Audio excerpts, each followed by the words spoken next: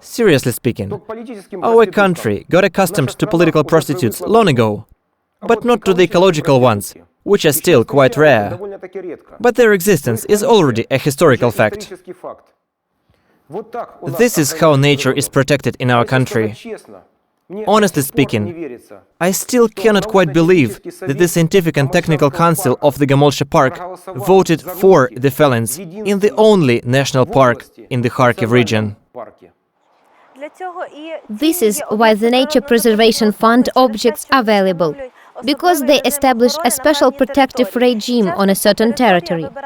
And this territory is carefully chosen on the basis of the scientific research, which confirmed the fact that this territory has very valuable natural complexes, or it is a place where the valuable plant and animal species of Ukrainian Red List are.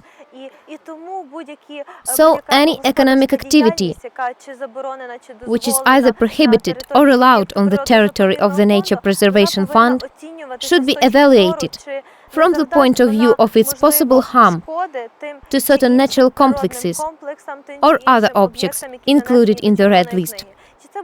It does not really matter whether we're talking of birds having their nests on the trees, which are due to be cut down, or insects, or plants growing on certain territories, which need to have certain climatic conditions, including being surrounded by trees and bushes.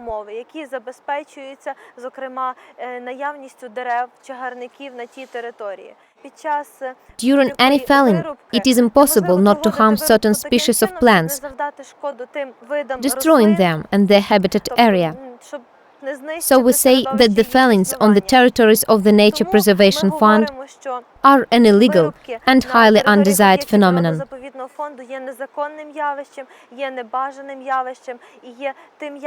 This phenomenon breaks both the laws of Ukraine and very often the international agreements which protect the species of plants and animals that are in danger of extinction and have almost disappeared from the territory of Ukraine and other countries.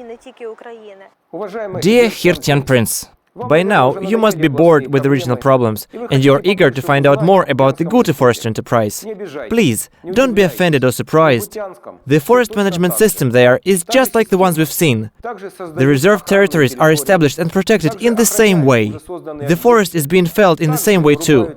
But let's approach this step by step. Being in the Gute forestry enterprise, one would definitely want to walk around the Gute Botanical Wildlife Reserve, which is represented by separate areas, no different in value from the surrounding forest, where the fellings are conducted. And we are not even going to pay a lot of attention to the former clear felling in the 47th compartment. On the whole, the Gute and Sharovka Botanical Wildlife Reserves are kept in order and exist mainly for showing off. Let us look at what you are not shown and talk about things that you are not told.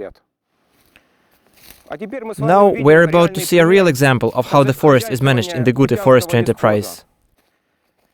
We are located in the 27th compartment of the Sharovka forest district in the Gute forestry enterprise.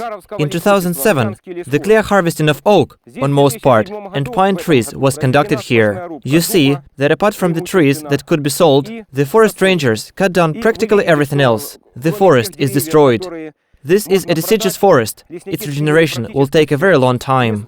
I want to draw your attention to the neighboring forest area, which hasn't been felled yet. The forest on the felled area was exactly the same one as here.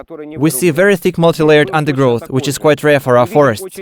The forest that was destroyed nearby was just the same as this one, a full-grown forest that will not renew itself in a very long time.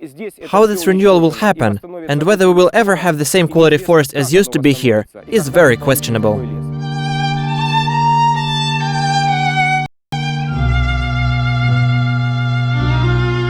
Such oak trees in our forest steppe zone are a real treasure, not only for the Kharkiv region, but also for the whole part of Ukraine to the left of the Dnieper. But this oak tree has already been felled and sold. It must be somewhere in the European Union by now. It is a pity that all of these trees are felled and sold in the first place. but also that unfortunately they are bought.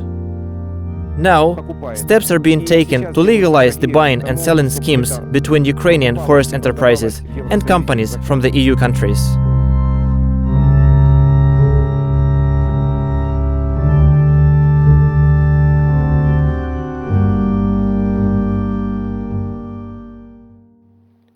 A question to the expert. What is the ornithologist's attitude to mass fellings, meaning the final harvests, which are being currently conducted in our forests? Naturally, the ornithologists have always seen the forest cutting as a bad thing. However, the clear fellings that are being implemented in our forests now lead to the complete changing of the biotopes and the disappearance of the old trees. What attitude can one have to this? Naturally, a negative one. Do you think it should be allowed to cut down oak trees in our forest steppe and steppe zones? I often go on expeditions.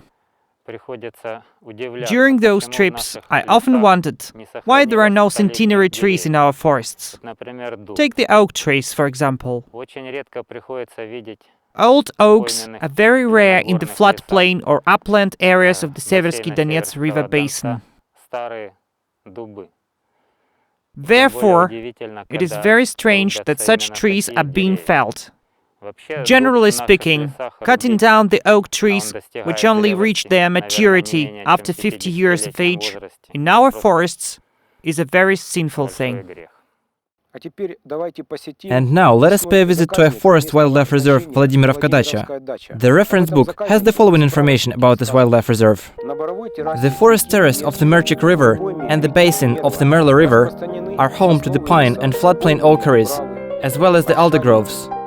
In the lower ends of the pine-barren terrace, one can find the sedge and sedge-sphagnous marshes, where many types of boreal flora, the relics of the Ice Age, have been preserved.